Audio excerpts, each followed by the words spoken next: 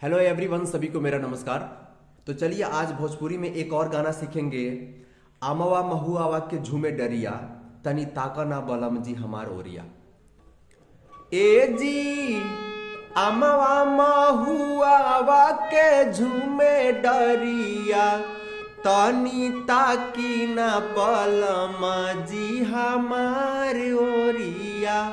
तनी ताकी ना बलम जी हमार ओरिया।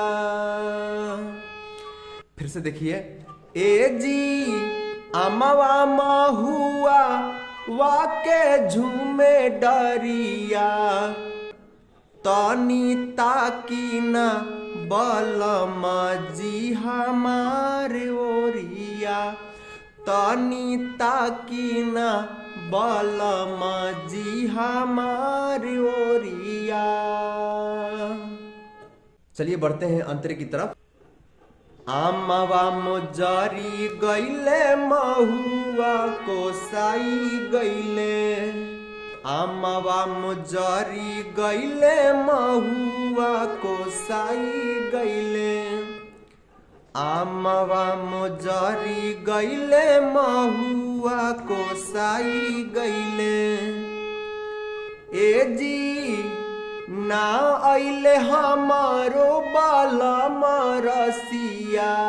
ए जी ना आइले हमारो बलम रसिया, तनी ताकी ना बलम जी हमार ओरिया।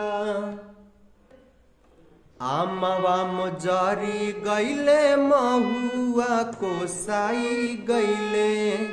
आमवा मोजरी गईले महुआ कोसाई गईले। ए जी ना आइले हमारो बलम रसिया।